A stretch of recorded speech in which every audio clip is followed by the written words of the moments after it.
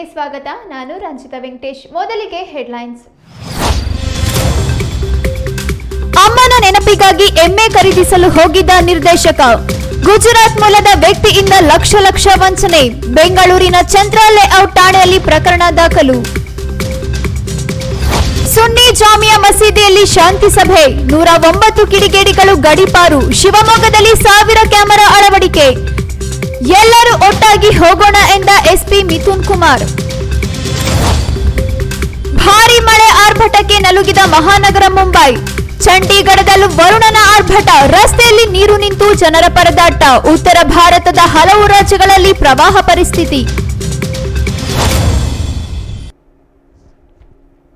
ಅಮ್ಮನ ನೆನಪಿಗಾಗಿ ಎಮ್ಮೆ ಖರೀದಿಸಲು ಹೋಗಿದ್ದ ನಿರ್ದೇಶಕ ಪ್ರೇಮ್ ಲಕ್ಷ ರೂಪಾಯಿಗಳ ವಂಚನೆಗೆ ಒಳಗಾಗಿದ್ದಾರೆ. ಈ ಕುರಿತ ಬಿಗ್ ಬ್ರೇಕಿಂಗ್ ನ್ಯೂಸ್ ಬರ್ತಾ ಇದೆ, ಬನ್ನಿ ನೋಡಿ.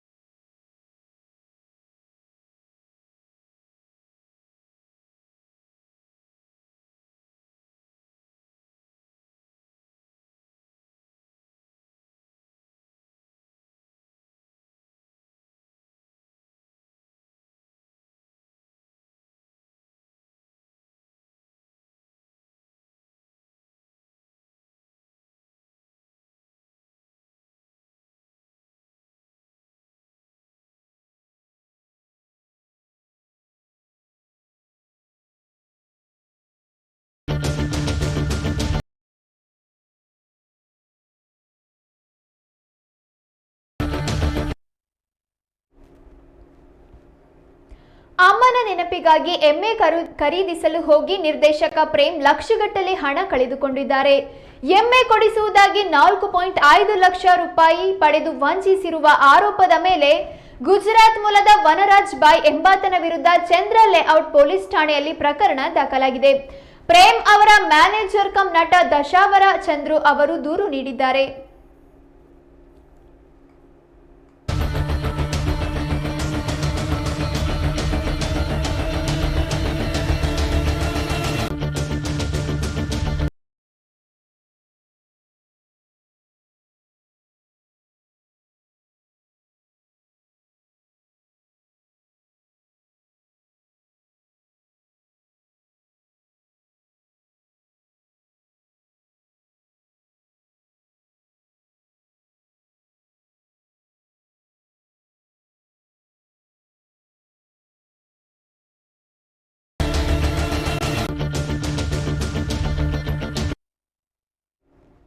ಪ್ರೇಮ್ ಅವರು ತಮ್ಮ ಹೈನುಗಾರಿಕೆಗಾಗಿ 2 ಎಮ್ಮೆಗಳನ್ನು ಖರೀದಿಸಲು ಮುಂದಾಗಿದ್ದರು.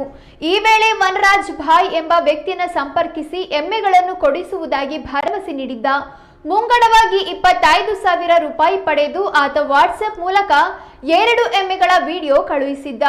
ಇದನ್ನ ನಂಬಿದ ಪ್ರೇಮ್ ಅವರು ಹಂತವಾಗಿ ಆನ್ಲೈನ್ ಮೂಲಕ ಒಟ್ಟು 4.5 ಲಕ್ಷ ರೂಪಾಯಿಗಳನ್ನ ಪಾವತಿಸಿದರು. ಆದ್ರೆ ಹಣ ಪಡೆದ ನಂತರ ವನರಾಜ್ ಭಾಯ್ ಎಮ್ಮೆಗಳನ್ನ ನೀಡದೆ ಹಣದೊಂದಿಗೆ ನಾಪತ್ತೆಯಾಗಿದ್ದಾನೆ. ಮೊಬೈಲ್ ಸ್ವಿಚ್ ಆಫ್ ಆಗಿದ್ದು ಚಂದ್ರ ಲೇಔಟ್ ಠಾಣೆಯಲ್ಲಿ ಪ್ರಕರಣ ದಾಖಲಾಗಿದೆ.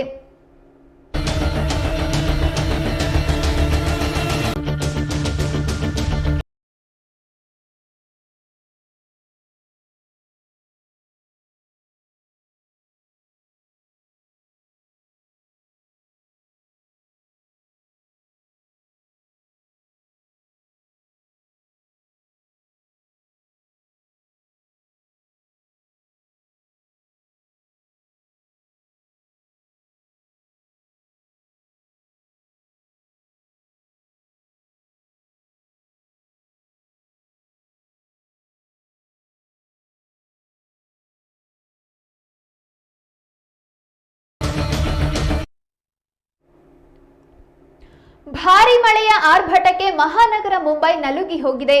ಈ ಕುರಿತ ಬಿಗ್ ಬ್ರೇಕಿಂಗ್ ನ್ಯೂಸ್ ಬರ್ತಾ ಇದೆ, ಬನ್ನಿ ನೋಡೋಣ.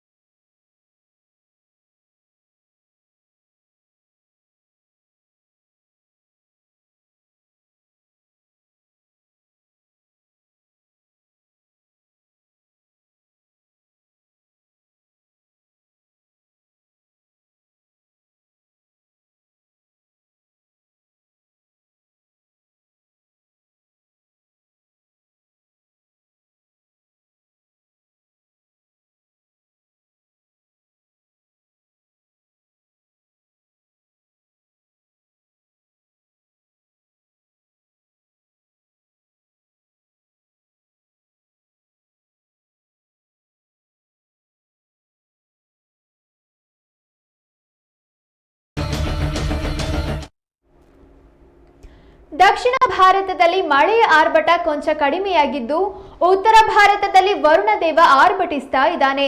ಹಲವು ದಿನಗಳಿಂದ ಸುರಿಯುತ್ತಿರುವ ಮಳೆಗೆ ಮುಂಬೈನಲ್ಲಿ ಜನಜೀವನ ಸಂಪೂರ್ಣ ಅಸ್ತವ್ಯಸ್ತವಾಗಿದೆ. ಅರಬ್ಬಿ ಸಮುದ್ರದ ಅಲೆಗಳು ಅಬ್ಬರಿಸ್ತಾ ಇದ್ದು ಕಡಲ ತೀರದ ಜನರಲ್ಲಿ ಆತಂಕ ಸೃಷ್ಟಿ ಮಾಡಿದೆ. ಮಳೆಯಿಂದಾಗಿ ಮುಂಬೈ ಮೆಟ್ರೋ ಟ್ರೈನ್ನಲ್ಲೂ ತಾಂತ್ರಿಕ ದೋಷ ಕಂಡುಬಂದು ಪ್ರಯಾಣಿಕರಿಗೆ ತೊಂದರೆಯುಂಟಾಗಿದೆ.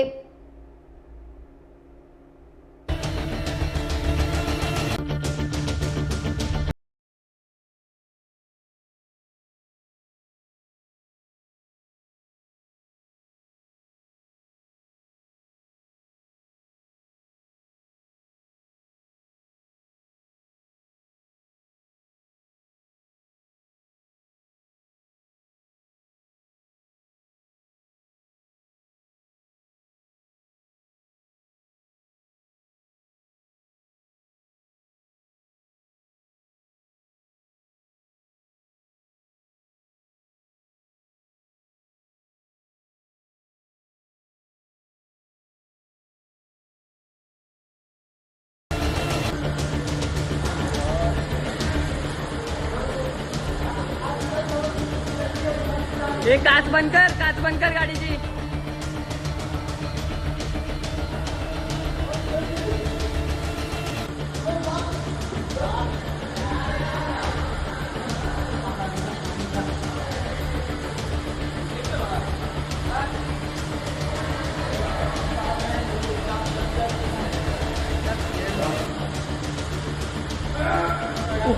ऊपर टच कर उसको, ऊपर टच कर, दीवार में टच कर, दीवार में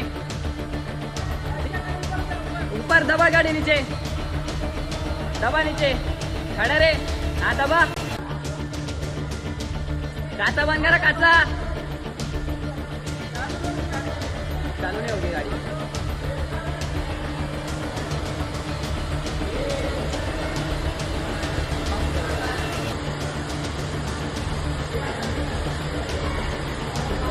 पूरा बैठ गया.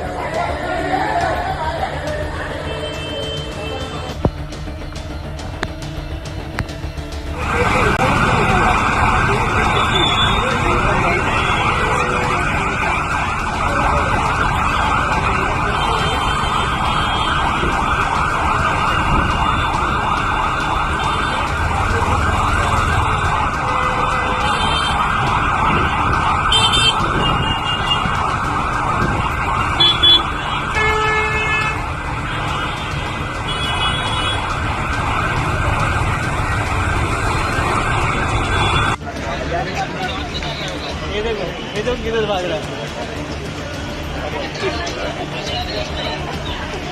ये बोलता है ड्राइवर तो गाड़ी में बैठूंगा नहीं उसमें.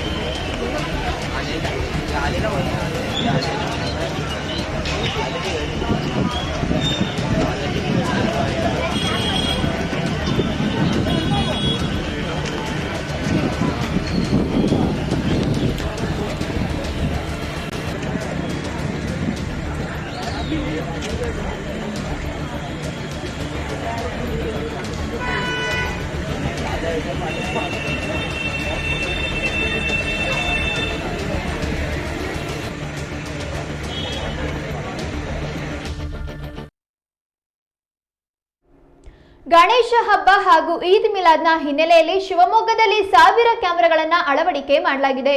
ಈ ಕುರಿತ ಬಿಗ್ ಬ್ರೇಕಿಂಗ್ ನ್ಯೂಸ್ ಬರ್ತಾ ಇದೆ, ಬನ್ನಿ ನೋಡೋಣ.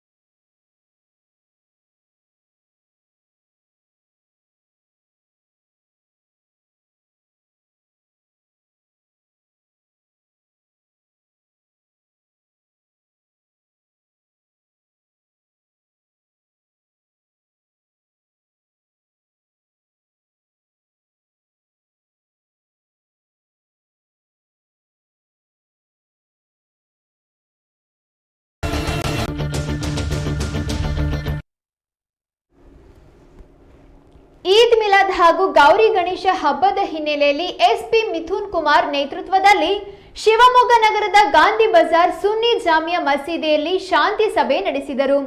ಇದೇ ಪವಿತ್ರವಾದ ಸ್ಥಳದಲ್ಲಿ 3ನೇ ವರ್ಷ ಈದ್ ಮಿಲಾದ್ ಸಂಬಂಧ ಸಭೆ ನಡೆಯುತ್ತಿರುವುದು ತುಂಬಾ ಖುಷಿಯ ವಿಚಾರವಾಗಿರುತ್ತದೆ. ಈ ವರ್ಷ ಪ್ರವಾದಿ ಮೊಹಮ್ಮದ್ ರವರ 1500ನೇ ಹುಟ್ಟುಹಬ್ಬವನ್ನ ಆಚರಣೆ ಮಾಡಲು ಸದಾವಕಾಶ ಬಂದಿರುತ್ತದೆ. ಹಾಗೆಯೇ ಗಣಪತಿ ಹಬ್ಬ ಜೊತೆಗೆ ಈದ್ ಮಿಲಾದ್ ಹಬ್ಬವನ್ನ ಆಚರಣೆ ಮಾಡಲು ಅವಕಾಶ ಸಿಕ್ಕಿರುವುದು ಸಹ ಒಂದು ವಿಶೇಷವಾದ ಸಂದರ್ಭ.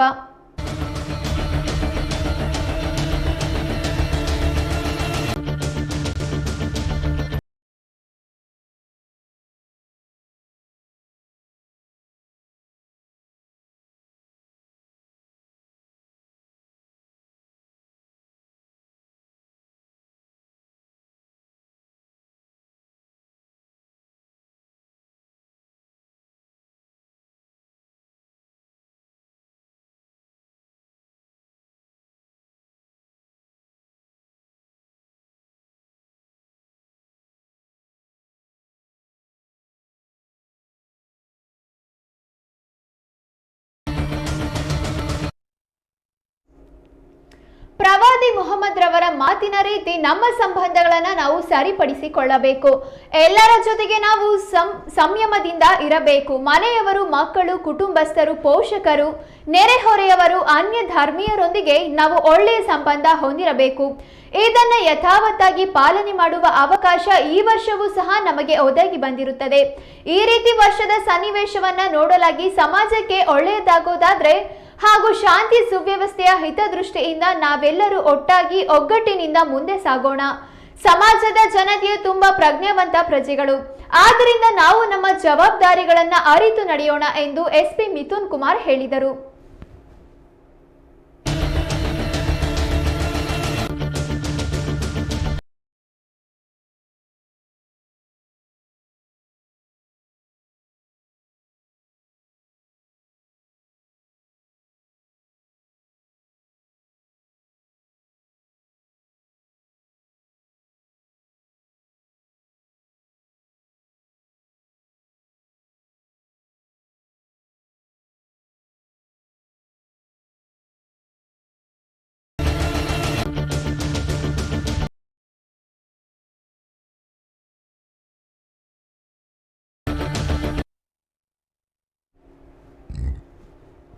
ಬೇರೆ ಯಾವುದೇ ಒಂದು ಸ್ಥಳದಲ್ಲಿ ಯಾವುದೇ ಘಟನೆಗಳು ನಡೆದಾಗ ಅದನ್ನ ಮತ್ತೆಲ್ಲೋ ಜರುಗಿದೆ ಎಂದು ಬಿಂಬಿಸಿ ಸಾಮಾಜಿಕ ಜಾಲತಾಣದಲ್ಲಿ ಹರಿಬಿಡುವ ಸಾಧ್ಯತೆ ಇರುತ್ತದೆ. ಆದ್ದರಿಂದ ಸಾಮಾಜಿಕ ಜಾಲತಾಣಗಳಾದ ವಾಟ್ಸ್ಆಪ್, ಫೇಸ್ಬುಕ್, ಇನ್ಸ್ಟಾಗ್ರಾಮ್ ಹಾಗೂ ಇತರೆ ಸಂವಹನ ಮಾಧ್ಯಮಗಳಲ್ಲಿ ಬರುವ ಎಲ್ಲ ವಿಚಾರಗಳನ್ನ ಏಕಾಏಕಿ ನಂಬಬೇಡಿ. ಇದರ ಸತ್ಯಾಸತ್ಯತೆಯನ್ನು ಅರಿಯುವ ಮುನ್ನ ಇತರರಿಗೆ ಶೇರ್ ಅಥವಾ ಫಾರ್ವರ್ಡ್ ಮಾಡಬೇಡಿ. ಯಾರೋ ಕಿಡಿಗೇಡಿಗಳು ತಪ್ಪಾದ ವಿಚಾರವನ್ನ ಕಡಿಮೆ ಸಮಯದಲ್ಲಿ ಹೆಚ್ಚಿನ ಜನರಿಗೆ ಶೇರ್ ಮಾಡಿ ಕಿಡಿಗೇಡಿತನ ಮಾಡುತ್ತಾರೆ. ಆದ್ದರಿಂದ ಸತ್ಯಾಸತ್ಯತೆಯನ್ನು ತಿಳಿದು ವ್ಯವಹರಿಸೋಣ. ನಿಮ್ಮೊಂದಿಗೆ ಪೊಲೀಸ್ ಇಲಾಖೆಯು ಸದಾಕಾಲ ಇರಲಿದೆ ಎಂದರು. ಈ ಬಾರಿ ಶಿವಮೊಗ್ಗ ಜಿಲ್ಲೆಯಾದ್ಯಂತ ಡಿಜೆಯನ್ನು ನಿಷೇಧಿಸಲಾಗಿರುತ್ತದೆ. ಆದ್ದರಿಂದ ಎಲ್ಲರೂ ಆದೇಶದನ್ವಯ ಸಾಗೋಣ. ಬಂಟಿಂಗ್ಸ್ ಮತ್ತು ಬ್ಯಾನರ್ಗಳನ್ನು ಅಳವಡಿಸುವಾಗ ಎಲ್ಲರೂ ಕೂಡ ಒಂದೇ ನಿಯಮವಿರುತ್ತದೆ ಎಂದರು. ಸಮಾಜದಲ್ಲಿ ಶಾಂತಿ ಕಾಪಾಡುವುದು, ಸೌಹಾರ್ದತೆಯಿಂದ ಮುಂದೆ ಸಾಗುವುದು ನಮ್ಮ ಮೂಲ ಉದ್ದೇಶವಾಗಿರುತ್ತದೆ. ಈ ಹಿನ್ನೆಲೆಯಲ್ಲಿ ಈಗಾಗಲೇ ಜಿಲ್ಲೆಯಾದ್ಯಂತ 109 ಜನ ಕಿಡಿಗೇಡಿಗಳ ವಿರುದ್ಧ ಗಡೀಪಾರು ಕ್ರಮ ಕೈಗೊಂಡಿದೆ ಎಂದರು.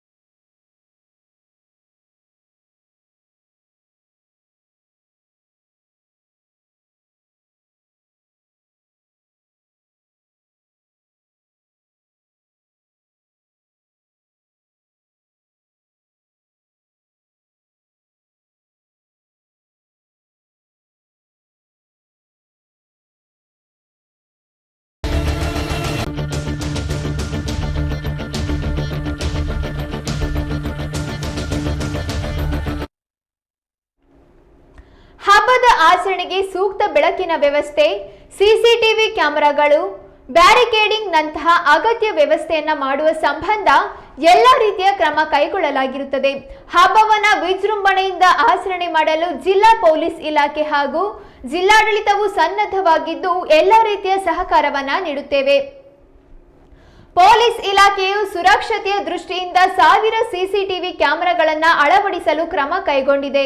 ಹೆಣ್ಣು ಮಕ್ಕಳು, ಸಣ್ಣ ಮಕ್ಕಳು ಹಾಗೂ ಸಾರ್ವಜನಿಕರ ರಕ್ಷಣೆಯ ದೃಷ್ಟಿಯಿಂದ ಸಿಸಿಟಿವಿ ಕ್ಯಾಮೆರಾಗಳನ್ನು ಅಳವಡಿಸಲಾಗಿದೆ. ಕಾನೂನಿನ ಪ್ರಕಾರ ನಾವೆಲ್ಲರೂ ಒಂದೇ. ಕಾನೂನಿಗೆ ಗೌರವ ನೀಡೋಣ, ಆದೇಶಗಳನ್ನು ಪಾಲನೆ ಮಾಡೋಣ, ವಿಜೃಂಭಣೆಯಿಂದ ಹಬ್ಬ ಆಚರಿಸೋಣ ಎಂದು ಹೇಳಿದರು.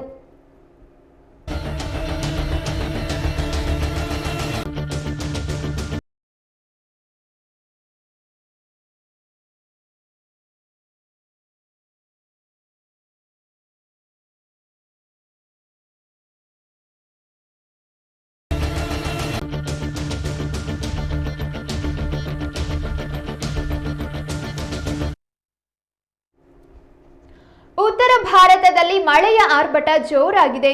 ಚಂಡೀಗಢದಲ್ಲಿ ಮಳೆಯಿಂದಾಗಿ ರಸ್ತೆಯಾಗುವುದು, ಚರಂಡಿ ಯಾವುದು ಅನ್ನೋದು ಸಹ ಗೊತ್ತಾಗುತ್ತಿಲ್ಲ. ಭಾರಿ ಮಳೆಯಿಂದಾಗಿ ಜನಜೀವನ ಸಂಪೂರ್ಣ ಅಸ್ತವ್ಯಸ್ತವಾಗಿದೆ. ವಾಹನಗಳ ಸಂಚಾರಕ್ಕೂ ಮಳೆ ಅಡ್ಡಿಯುಂಟು ಮಾಡಿದೆ.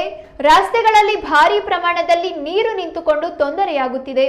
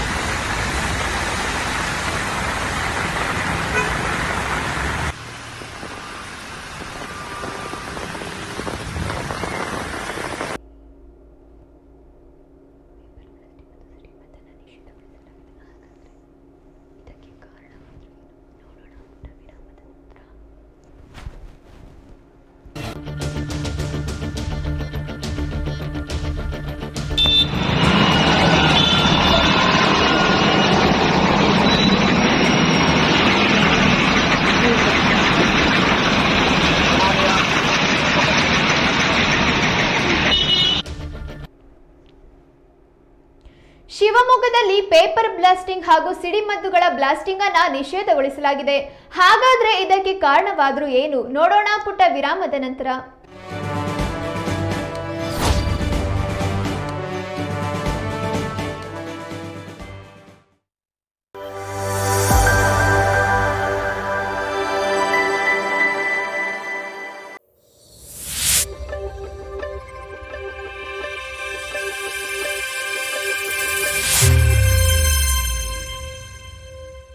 ನಿಮ್ಮೂರಿನಲ್ಲಿ ಸಮಸ್ಯೆಗಳು ಇವೆಯಾ? ಸಂಬಂಧಪಟ್ಟವರ ಗಮನಕ್ಕೆ ತಂದ್ರೂ ಪ್ರಯೋಜನವಾಗಿಲ್ವೇ? ಹಾಗಾದ್ರೆ ನೀವು ಮಾಡಬೇಕಾಗಿರೋ ಕೆಲಸ ಇಷ್ಟೇ. ನಿಮ್ಮೂರಿನ ಸಮಸ್ಯೆ ಕುರಿತು ವಿಡಿಯೋ ಮಾಡಿ ಸ್ವಲ್ಪ ಮಾಹಿತಿ ನೀಡಿ. ಆ ವಿಡಿಯೋವನ್ನ ಈ ನಂಬರ್ಗೆ ಕಳುಹಿಸಿಕೊಡಿ. 9900218866. ನಿಮ್ಮ ಸಮಸ್ಯೆಗೆ ನಾವು ಧ್ವನಿಯಾಗುತ್ತೇವೆ. ವಾಟ್ಸ್ಆಪ್ ವರದಿಗಾರ. ವಿಶ್ವವಿಖ್ಯಾತ ಜೋಗ ಜಲಪಾತ, ಆಗುಂಬೆಯ ವೈಭವ, ಕೊಡಚಾದ್ರಿಯ ಸೌಂದರ್ಯ, ತುಂಗೆ ಮತ್ತು ಭದ್ರೆಯರ ಆರ್ಭಟ, ಶರಾವತಿ ನದಿಯ ವಿಹಂಗಮ ನೋಟ, ಮಲೆನಾಡ ಹೆಬ್ಬಾಗಿಲಿನ ಸಮಗ್ರ ಚಿತ್ರಣ,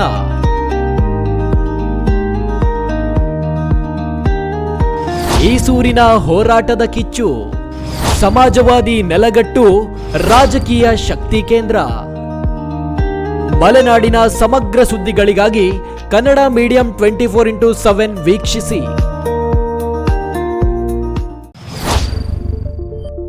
ಫೇಸ್ಬುಕ್ನಲ್ಲಿ 2 ಲಕ್ಷ ಫಾಲೋವರ್ಸ್, ಯೂಟ್ಯೂಬ್ನಲ್ಲಿ 1,90,000 ಸಬ್ಸ್ಕ್ರೈಬರ್ಸ್, ರಾಜ್ಯಾದ್ಯಂತ ಕೋಟಿ ಕೋಟಿ ವೀಕ್ಷಕರು. ಕೋಟಿ ಕೋಟಿ ವೀಕ್ಷಕರಿಗೆ ಧನ್ಯವಾದಗಳು. ನಿಮ್ಮ ಕನ್ನಡ ಮೀಡಿಯಂ 24x7.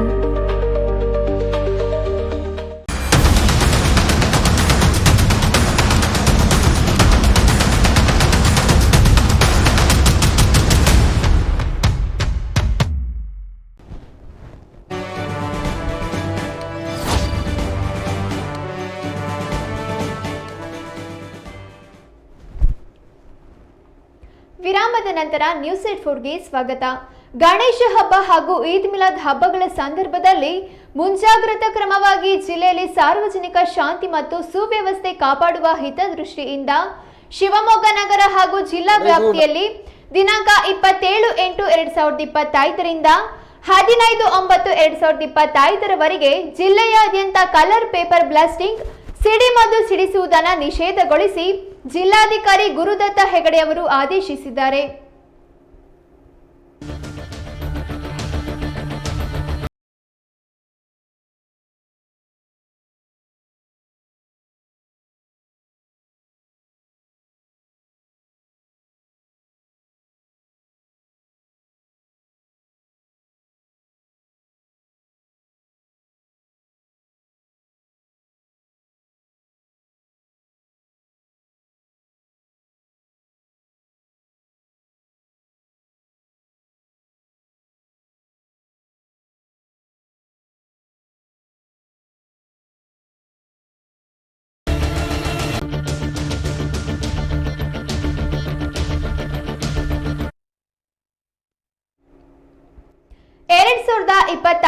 ಗೌರಿ ಗಣೇಶ ಹಬ್ಬವನ್ನ ಪರಿಸರ ಸ್ನೇಹಿಯಾಗಿ ಆಚರಿಸುವ ಕುರಿತು ಸರ್ಕಾರ ಹಾಗೂ ಕರ್ನಾಟಕ ರಾಜ್ಯ ಮಾಲಿನ್ಯ ನಿಯಂತ್ರಣ ಮಂಡಳಿಯು ಕೆಲವು ನಿರ್ದೇಶನಗಳನ್ನು ನೀಡಿದ್ದು, ಅದರಂತೆ ಕ್ರಮ ಕೈಗೊಳ್ಳಲು ಹಾಗೂ ಪರಿಸರ ಸ್ನೇಹಿ ಗಣೇಶ ಹಬ್ಬ ಆಚರಿಸುವ ಸಂಬಂಧ ಜಿಲ್ಲಾಧಿಕಾರಿ ಕೆಲ ಸೂಚನೆಗಳನ್ನು ಡಿಸಿ ನೀಡಿದ್ದಾರೆ. ಪ್ಲಾಸ್ಟರ್ ಆಫ್ ಪ್ಯಾರಿಸ್ ವಿಗ್ರಹಗಳ ತಯಾರಿಕೆ ಹಾಗೂ ಮಾರಾಟವನ್ನ ನಿಷೇಧಿಸಲಾಗಿದೆ. ಅನಧಿಕೃತವಾಗಿ ತಯಾರಿಸುವ ಅಥವಾ ಮಾರಾಟ ಮಾಡುವ ವ್ಯಕ್ತಿ ಅಥವಾ ಸಂಸ್ಥೆಗಳ ಮೇಲೆ ಕಾನೂನು ಕ್ರಮ ಕೈಗೊಳ್ಳಲಾಗುವುದು ಹಾಗೂ ಪ್ಲಾಸ್ಟರ್ ಆಫ್ ಪ್ಯಾರಿಸ್ ವಿಗ್ರಹ ಅಥವಾ ಬಣ್ಣ ಲೇಪಿತ ವಿಗ್ರಹಗಳನ್ನು ಯಾವುದೇ ನದಿ, ಕಾಲುವೆ, ಬಾವಿ ಹಾಗೂ ಇತರೆ ಜಲಮೂಲಗಳಲ್ಲಿ ವಿಸರ್ಜಿಸುವುದನ್ನು ನಿಷೇಧಿಸಲಾಗಿದೆ.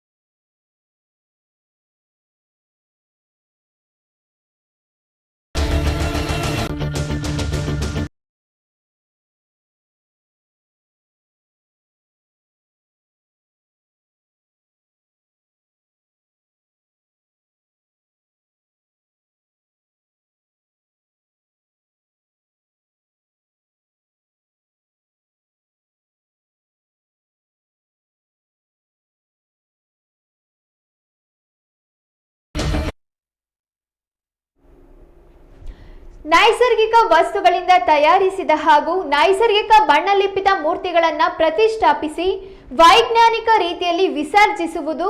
ಗೌರಿ ಗಣೇಶ ಮೂರ್ತಿಗಳನ್ನು ವಿಸರ್ಜಿಸುವ ಸಂದರ್ಭದಲ್ಲಿ ಹಸಿ ಕಸ ಅಂದ್ರೆ ಹೂವು, ಹಣ್ಣು, ಬಾಳೆಕಂಬ, ಮಾವಿನ ತೋರಣ ಇತ್ಯಾದಿ ಅಲಂಕಾರಿಕ ವಸ್ತುಗಳನ್ನು ಪ್ರತ್ಯೇಕಿಸಿ ಮೂರ್ತಿಗಳೊಂದಿಗೆ ನೀರಿಗೆ ವಿಸರ್ಜಿಸದೆ ಪ್ರತ್ಯೇಕವಾಗಿ ವಿಲೇವಾರಿ ಮಾಡಲು ಕ್ರಮ ವಹಿಸುವುದು.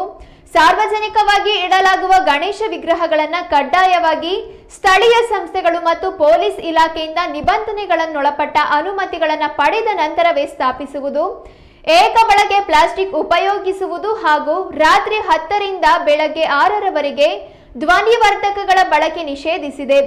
ಹಸಿರು ಪಟಾಕಿಗಳ ಹೊರತಾಗಿ ಯಾವುದೇ ಪಟಾಕಿಗಳನ್ನು ಸುಡುವುದನ್ನು ಸಂಪೂರ್ಣವಾಗಿ ನಿಷೇಧಿಸಲಾಗಿದೆ. ಗಣೇಶ ಮೂರ್ತಿಯ ವಿಸರ್ಜನೆ ಸಂದರ್ಭದಲ್ಲಿ ತೆಪ್ಪ ಬಳಕೆ ಮಾಡಿದ್ದಲ್ಲಿ ಕೇವಲ 2ರಿಂದ 3 ಜನರಿಗೆ ಮಾತ್ರ ತೆಪ್ಪದಲ್ಲಿ ಹೋಗಲು ಅವಕಾಶ. ಕಡ್ಡಾಯವಾಗಿ ಲೈಫ್ ಜಾಕೆಟ್ ಬಳಸಿಕೊಂಡು ನುರಿತ ಈಜುಗಾರರ ಸಮ್ಮುಖದಲ್ಲಿ ಗಣಪತಿ ವಿಸರ್ಜಿಸುವುದು.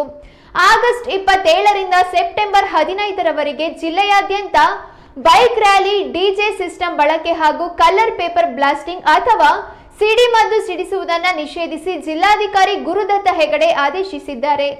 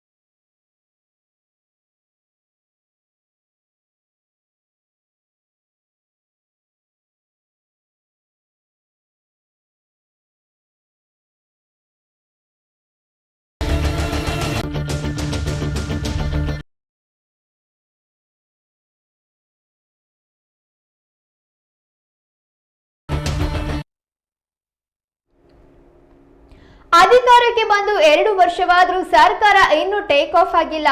ಅಭಿವೃದ್ಧಿಗೆ ಹಣ ಯಾವಾಗ ಕೊಡ್ತೀರಾ ಎಂದು ಶಾಸಕ ಆರಗ ಜ್ಞಾನೇಂದ್ರ ಸದನದಲ್ಲಿ ಪ್ರಶ್ನೆ ಮಾಡಿದ್ದಾರೆ. ಗ್ಯಾರಂಟಿ ವಿಚಾರದಲ್ಲಿ ಜನರ ಕಿವಿ ಮೇಲೆ ಹೂವು ಇಟ್ಟಿದ್ದಾರೆ, ಆದ್ರೆ ಅಭಿವೃದ್ಧಿಗೆ ಸರ್ಕಾರದ ಬಳಿ ಹಣವಿಲ್ಲ.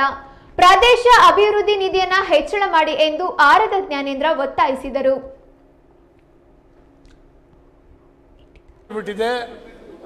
ನಾನು ಬಂದ್ರೆ ಹಾಲು ಜೇನಿನ ಹೊಳೆ ಹರಿತದೆ ಅಂತೇಳಿ ಹೇಳಿ ಆಶ್ವಾಸನೆ ಕೊಟ್ರಿ. ಅಧಿಕಾರಕ್ಕೆ ಬಂದು 2 ವರ್ಷ 3 ತಿಂಗಳು ಮುಗೀತು, ಇನ್ನೂ ನಿಮ್ಮ ಸರ್ಕಾರ ಟೇಕ್ ಆಫ್ ಆಗಲಿಲ್ಲ ಅನ್ನುವಂಥದ್ದು ದುರಂತ. ಇವತ್ತು ನೀವು ಅಧಿಕಾರಕ್ಕೆ ಬರೋದು ಗ್ಯಾರಂಟಿ ಇರಲಿಲ್ಲ ಅನ್ನೋ ಕಾರಣಕ್ಕಾಗಿ ಗ್ಯಾರಂಟಿ ಅನೌನ್ಸ್ ಮಾಡಿದ್ರಿ. ಈಗ ನುಡಿದಂತೆ ನಡೆದ ಸರ್ಕಾರ ನಂದು ಅಂತೇಳಿ ಹೇಳಿ ಗ್ಯಾರಂಟಿಗಳದ್ದೇ ಒಂದು ಅಚೀವ್ಮೆಂಟ್ ಅಂತೇಳಿ ಹೇಳಿ ಅದನ್ನೇ ಟಾಮ್ ಹೊಡ್ಕೊಳ್ತಾ ಬರ್ತಾ ಇದ್ದೀರಿ. ಇನ್ನೂ 3 ವರ್ಷ ಅದನ್ನೇ ಮಾಡೋರ ಅಥವಾ ಅಭಿವೃದ್ಧಿಗೆ ಹಣ ಕೊಡೋರ ಅನ್ನುವಂಥದ್ದು ಇವತ್ತು ಜನ ಕೇಳ್ತಾ ಇದ್ದಾರೆ ನಿಮ್ಮಿಂದ. ಈಗ ಬಜೆಟ್ ಪೂರ್ವದಲ್ಲಿ ಒಂದಷ್ಟು ಟ್ಯಾಕ್ಸ್ ಹಾಕ್ತೀರಿ, ಬಜೆಟ್ಟಿನಲ್ಲಿ ಏನು ಮಾಡಲ್ಲ ಅಂತ ಹೇಳ್ತಾ ಇದ್ದೀರಿ. ಸಾಲ ಮಾಡೋದನ್ನ ಮಾತ್ರ 1,16,000 ಕೋಟಿ ಪ್ರಸ್ತಾಪ ಮಾಡಿದ್ದೀರಿ. ಬಜೆಟ್ ನಂತರ ಒಂದಷ್ಟು ಟ್ಯಾಕ್ಸ್ ಹಾಕ್ತಾರೆ. ನಿಮ್ಮದು ಭಾಳ ಸರಿ ಬಜೆಟ್ ಮಂಡನೆ ಮಾಡಿದಂಥ ಒಂದು ಆರ್ಥಿಕ ತಜ್ಞ ಅಂತೇಳಿ ಹೇಳಿ ಕರ್ನಾಟಕ ರಾಜ್ಯ ಒಪ್ಪಿದೆ. ಆದರೆ ಈ ತಜ್ಞತೆ ಜನರ ಕಿವಿ ಮೇಲೆ ಈ ರೀತಿ ಟ್ಯಾಕ್ಸನ್ನು ಬೇರೆ ಬೇರೆ ರೀತಿ ಹಾಕಿ ಜನರ ಕಿವಿ ಮೇಲೆ ಹೂವಿಡಿಸುವಂಥ ಒಂದು ಪರಿಸ್ಥಿತಿ ನಿರ್ಮಾಣ ಆಗಿದೆಯಲ್ಲ ಅನ್ನುವಂಥದ್ದು ಜನರ ಬೇಸರ. ಹಾಗೆಯೇ ಇವತ್ತು ನೋಡಿ ಅಭಿವೃದ್ಧಿ ಇಲ್ಲ, ಅಭಿವೃದ್ಧಿಗೆ ಹಣ ಕೊಡ್ತಾ ಇಲ್ಲ. ಈಗಾಗಲೇ ನನ್ನ ಶಾಸಕ ಮಿತ್ರರೆಲ್ಲ ಹೇಳಿದ್ರು, ನಾನು ಅದನ್ನು ಚರ್ವಣ ಮಾಡೋದಿಲ್ಲ. ಆಡಳಿತ ಪಕ್ಷದ ಶಾಸಕರೇ ಎಷ್ಟು ಸಾರಿ ಬೇಸರವನ್ನು ವ್ಯಕ್ತಪಡಿಸಿದ್ದಾರೆ ಬೇರೆ ಬೇರೆ ಸಂದರ್ಭದಲ್ಲಿ ಗೊತ್ತಿದೆ. ಅವ್ರಿಗೇನಾದ್ರು ಮಾಡಿ ಸಮಾಧಾನ ಮಾಡಲಿಕ್ಕೆ ಮೊನ್ನೆ ಹೇಳಿದ್ರೆ 50 ಕೋಟಿ ಕೊಟ್ಬಿಡ್ತೀನಿ ಅಂತ. ಸ್ವಾಮಿ, ನಾವು ಈ ಕಡೆ ಬೆಂಚ್ನವ್ರು ನಾವೇನು ಮಾಡಿದ್ದೀವಿ? ಅಂದರೆ ಸಮಗ್ರ ಕರ್ನಾಟಕದ ಅಭಿವೃದ್ಧಿ ಆಗಬೇಕು ಅನ್ನುವಂಥ ನಿಮ್ಮ ಚಿಂತನೆ ಇದ್ದರೆ ಎಲ್ಲ ಭಾಗದ ಶಾಸಕರಿಗೂ ಕೊಟ್ಟರೆ ಸಮಗ್ರ ಕರ್ನಾಟಕದ ಅಭಿವೃದ್ಧಿ ಆಗ್ತದೆ, ಇಲ್ದಿರ ಅಂಗವಿಕಲ ಆಗ್ತದೆ. ನೀವು ಇದ್ದಾಗ ಏನ್ ಮಾಡಿದ್ರಿ? ಇದು ಹಾಕಿದ್ ನೀವೇ. ಲೆಕ್ಕ ಕೊಡ್ತೀವಿ. ನಿಮ್ಮವರು ಒಬ್ಬೊಬ್ಬರು ಶಾಸಕರು ಎಷ್ಟೆಷ್ಟು ತಗೊಂಡೋಗಿದ್ದಾರೆ ಶಾಸಕರಿಗೆ ಇದು ಮಾಡ್ಬೇಕು ಅಂತ ನೀವು ಕೊಡ್ಲಿಲ್ಲ. ಎಂ ಬಿ ಪಾಟೀಲ್ರೆ ಬೇಡ, ನೀವು ಮಾಡಿದ್ರೆ ಹೇಳಿ ಅದನ್ನ. ಎಂ ಬಿ ಪಾಟೀಲ್ರೆ ನೀವು ಬಿಜೆಪಿ ಶಾಸಕರಿಗೆ 50 ಕೋಟಿ, ಕಾಂಗ್ರೆಸ್ ಶಾಸಕರಿಗೆ 25 ಕೋಟಿ ಎಲ್ಲ ಪರಿಪಾಠ ಹಾಕಿದವ್ರು ನೀವೇ. ಇಲ್ಲಿ ಕೆಲವರೆಲ್ಲ ಎಷ್ಟೆಷ್ಟು ಹಣ ತಗೊಂಡೋಗಿದ್ದಾರೆ ನಿಮ್ ಕಾಂಗ್ರೆಸ್ ಶಾಸಕರು ಅಪೋಸಿಷನ್ ಅಲ್ಲಿ ಇದ್ದಾಗ ಅಂತೇಳಿ ಹೇಳಿ ನಾನು ಲೆಕ್ಕ ಕೊಡ್ತೀನಿ. ನಮಗಿಂತ ಆಡಳಿತ ಪಕ್ಷದ ಅವತ್ತಿನ ಆಡಳಿತ ಪಕ್ಷ ಶಾಸಕರಿಂದ ಸರ್ ಎಂ ಬಿ ಪಾಟೀಲ್ರಿಗೆ ಒಂದು ಸ್ವಲ್ಪ ನನಗೆ ಅವಕಾಶ ಕೊಡ್ಲಿಕ್ಕೆ ಹೇಳಿ ಸರ್, ಅವರು ಹಿರಿಯರವರು. ಆದ್ರಿಂದ ಆಡಳಿತ ಪಕ್ಷದ ಶಾಸಕರಿಗಿಂತ ಅವತ್ತು ಕೆಲವು ಕಾಂಗ್ರೆಸ್ ಶಾಸಕರು ಜಾಸ್ತಿ ತಗೊಂಡೋಗಿದ್ದಾರೆ ನಮ್ಮ ಮಂತ್ರಿಗಳ ಹತ್ರ. ನಾವೇ ಅನೇಕ ಸಾರಿ ಜಗಳ ಆಡಿದ್ದೀವಿ. ಹೀಗೆ ಕೊಟ್ಟಿದ್ದಾರೆ, ಕೊಡಲಿಲ್ಲ ಅಂತೇಳಿ ಹೇಳಲ್ಲ. ನೀವೇನು ಕೊಡೋದಿಲ್ಲ, ನಿಮ್ಗೆ ಅವರಿಗೆಲ್ಲ 50 ಕೊಡ್ತೀನಿ, ನಿಮ್ಗೆ 5 ಕೊಡಲ್ಲ ಅಂತೇಳಿ ಹೇಳುವಂಥ ಸ್ಥಿತಿನಲ್ಲಿ ನೀವಿದ್ದೀರಿ. ಏನು ಕಥೆ ಇದು? ಸಮಗ್ರ ಕರ್ನಾಟಕದ ಅಭಿವೃದ್ಧಿ ಆಗಬೇಕಲ್ಲ. ಹಾಗಾಗಿ ಇವತ್ತು ವಿದ್ಯುತ್ ಧಾರಣೆ ಎಷ್ಟು ಜಾಸ್ತಿ ಆಗಿದೆ ಅಂತ ನಿಮ್ಗೆ ಗೊತ್ತಿದೆ. ವಿದ್ಯುತ್ ಬಿಲ್ಲು ನಿಮ್ಮ ಮನೆಗೆ ಬರ್ತದಲ್ಲ ಪಾಟೀಲ್ರೆ, ದಯವಿಟ್ಟು ತೆಗೆದು ಓದಿ. ಫಿಕ್ಸೆಡ್ ಚಾರ್ಜು ಸಿಕ್ಕಾಬಟ್ಟೆ ಜಾಸ್ತಿ. ಆ ಕಾರ್ಪೊರೇಷನ್ ನೌಕರರಿಗೆ ಪಿಂಚಣಿ ಕೊಡಲಿಕ್ಕೆ ನಾವು ದುಡ್ಡು ಕೊಡಬೇಕು. ಪೆನ್ಷನ್ ಅಧ್ಯಕ್ಷರೇ, ನಾನು ನನ್ನ ಮನೆಯ ಉರಿಸಿದ ವಿದ್ಯುತ್ ಬಿಲ್ನಲ್ಲಿ ನಾನು ಪೆನ್ಷನ್ ಕೊಡ್ಬೇಕಂತ, ಇದು ಯಾವ ನ್ಯಾಯ ಅಂತ. ನಾಟ್ಯಾರಾಧನಾ 14ನೇ ರಾಷ್ಟ್ರೀಯ ನೃತ್ಯ ಮಹೋತ್ಸವವನ್ನ ಆಗಸ್ಟ್ 22, 23 ಹಾಗೂ 24ರಂದು ಕುವೆಂಪು ರಂಗಮಂದಿರದಲ್ಲಿ ಸಂಜೆ ಆಯೋಜನೆ ಮಾಡಲಾಗಿದೆ. ಸಹಚೇತನ ನಾಟ್ಯಾಲಯದ ಸಹನಾ ಚೇತನ್ ಅವರು ಮಾಧ್ಯಮಗಳಿಗೆ ಈ ಮಾಹಿತಿಯನ್ನ ನೀಡಿದರು. ನಾಟ್ಯಾಲಯದ ವಿದ್ಯಾರ್ಥಿಗಳಿಂದ ಭಕ್ತಿ ಸುಧಾರಸ ನಡೆಯಲಿದೆ. ರಾಧಾ ಮಾಧವ ವಿಲಾಸ ಏಕವ್ಯಕ್ತಿ ನೃತ್ಯ ಪ್ರಸ್ತುತಿ ನಡೆಯಲಿದೆ ಎಂದು ಮಾಹಿತಿ ನೀಡಿದರು. ಎರಡನೆಯ ದಿನ ಶನಿವಾರ ರಾಧಾ ಮಾಧವ ವಿಲಾಸ ಜಯದೇವನ ಅಷ್ಟಪದಿಗಳನ್ನು ನಾನು ಸುಮಾರು 30 ನಿಮಿಷಗಳ ಕಾಲ ಪ್ರಸ್ತುತಪಡಿಸ್ತಾ ಇದ್ದೇನೆ, ರಾಧಾ ಮಾಧವ ವಿಲಾಸ ಎಂಬುವ ಶೀರ್ಷಿಕೆಯ ಅಡಿಯಲ್ಲಿ. ತದನಂತರ ನಾಟ್ಯಾಲಯದ ಹಿರಿಯ ವಿದ್ಯಾರ್ಥಿಯ ವರ್ಗ ಅಭಂಗ್ ಹಾಗೂ ಭಜನ್ ಇವೆರಡನ್ನು ಸಂತ ನಾಮದೇವ, ಸೂರದಾಸರು, ಮೀರಾಬಾಯಿ ಇವರ ಭಜನ್ ಹಾಗೂ ಅಭಂಗಗಳನ್ನು ಪ್ರಸ್ತುತಪಡಿಸ್ತಾ ಇದ್ದಾರೆ. ತದನಂತರ ಕೊನೆಯ ದಿನ ಆಗಸ್ಟ್ 24 ಭಾನುವಾರ, ಪ್ರತಿ ವರ್ಷದಂತೆ ಈ ವರ್ಷವೂ ಕೂಡ ವಿಶೇಷವಾದಂತಹ ರಾಜ್ಯದ ಅಂತಾರಾಷ್ಟ್ರೀಯ ಕಲಾವಿದರವರು, ಹೊರ ರಾಜ್ಯದ ಕಲಾವಿದರನ್ನ ನಾವು ಕರೆಸ್ತಾ ಇದ್ದೇವೆ. ಈ ಬಾರಿ ರುದ್ರಾಕ್ಷ ಫೌಂಡೇಶನ್ ಒರಿಸ್ಸಾ ಇವರು ಒಡಿಸ್ಸಿ ನೃತ್ಯವನ್ನ ಪ್ರದರ್ಶಿಸ್ತಾ ಇದ್ದಾರೆ. ಹಾಗೆಯೇ ಅಸ್ಸಾಂನ ಅಂತಾರಾಷ್ಟ್ರೀಯ ತಂಡ ಅತ್ಯಂತ ಪ್ರಮುಖವಾದಂತಹ ವಿಶೇಷವಾದಂತಹ ಅಸ್ಸಾಂನ ಜಾನಪದ ನೃತ್ಯಗಳನ್ನ ಪ್ರಸ್ತುತಪಡಿಸ್ತಾ ಇದೆ. ಅದರಲ್ಲಿ ಬಿಹು ನೃತ್ಯ ಕೂಡ ಒಂದು. ಮೊದಲನೇ ದಿನ ಉದ್ಘಾಟನಾ ಕಾರ್ಯಕ್ರಮವಿರುತ್ತೆ. ಕಾರ್ಯಕ್ರಮ 6:30ಕ್ಕೆ ಸರಿಯಾಗಿ ಪ್ರಾರಂಭವಾಗುತ್ತೆ. ಉದ್ಘಾಟನೆಯನ್ನ ವಿದ್ವಾನ್ ಶೃಂಗೇರಿ ಎಚ್.ಎಸ್. ನಾಗರಾಜ್ ರವರು ನೆರವೇರಿಸ್ತಾರೆ. ಖ್ಯಾತ ಸಂಗೀತ ವಿದ್ವಾಂಸರು ಶ್ರೀ ಗುರುಗುಹ ಸಂಗೀತ ವಿದ್ಯಾಲಯ. 6:30ಕ್ಕೆ ಸರಿಯಾಗಿ ನೃತ್ಯ ಕಾರ್ಯಕ್ರಮ ಪ್ರಾರಂಭವಾಗುತ್ತೆ. 7 ಗಂಟೆಗೆ ಉದ್ಘಾಟನೆಯ ಕಾರ್ಯಕ್ರಮವನ್ನು ನಾವು ನೆರವೇರಿಸ್ತೇವೆ. ಕಾರ್ಯಕ್ರಮದ ಅಧ್ಯಕ್ಷತೆಯನ್ನ ನಮ್ಮ ಗೌರವಾಧ್ಯಕ್ಷರಾದಂತಹ ಎಸ್.ಎನ್. ಚನ್ನಬಸಪ್ಪ ಅವರು ವಹಿಸಲಿದ್ದಾರೆ. ಶಾಸಕರು ಶಿವಮೊಗ್ಗ ನಗರ. ಮಧ್ಯದ ದಿನ ಯಾವುದೇ ವೇದಿಕೆ ಕಾರ್ಯಕ್ರಮ ಇರುವುದಿಲ್ಲ, ಕೇವಲ ಅದು ನೃತ್ಯ ಪ್ರದರ್ಶನಕ್ಕೆ ಮಾತ್ರ ಸೀಮಿತವಾಗಿದೆ. ಕೊನೆಯ ದಿನ ರಾಷ್ಟ್ರೀಯ ನೃತ್ಯ ಮಹೋತ್ಸವದ ಸಮಾರೋಪ ಸಮಾರಂಭ ಜರುಗುತ್ತೆ. ಆಗಮಿಸಿರುವ ಅತಿಥಿ ಕಲಾ ಇತ್ತೀಚೆಗೆ ಶಿವಮೊಗ್ಗ ಓಪನ್ 2025ರಲ್ಲಿ ಅಂತಾರಾಷ್ಟ್ರೀಯ ಕರಾಟೆ ಪಂದ್ಯಾವಳಿಗಳು ಭರ್ಜರಿಯಾಗಿ ನಡೆದು ಆಯೋಜಕರಿಗೆ ಕರಾಟೆ ಪಟುಗಳು ಧನ್ಯವಾದ ಹೇಳಿದ್ದಾರೆ. ನೆಹರು ಒಳಾಂಗಣ ಕ್ರೀಡಾಂಗಣದಲ್ಲಿ ಪಂದ್ಯಾವಳಿಗಳು ನಡೆದಿದ್ದವು. ನೇಪಾಳ, ಯುಎಸ್ ಸೇರಿದಂತೆ ಇತರ ಕಡೆಯಿಂದಲೂ ಕರಾಟೆ ಪಟುಗಳು ಪಾಲ್ಗೊಂಡಿದ್ದರು. ತಮಗೆ ಉತ್ತಮ ವ್ಯವಸ್ಥೆ, ಸೌಲಭ್ಯ ಒದಗಿಸಿದ್ದಕ್ಕೆ ಧನ್ಯವಾದಗಳನ್ನು ಕರಾಟೆ ಪಟುಗಳು ತಿಳಿಸಿದ್ದಾರೆ.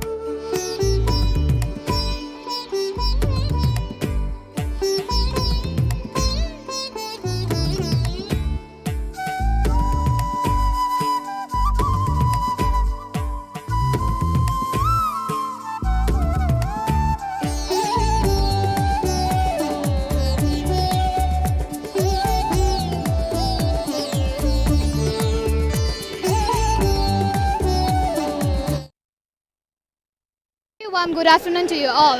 We are from Team Nepal. I am Nitisha and she is Ayusha. We feel very proud and grateful to be here. We are the participants of the 6th International Championship and we feel very grateful to be here.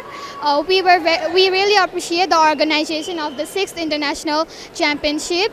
It was very wonderful feeling to be here and do the kata. We also won second medal and the first medal for kata.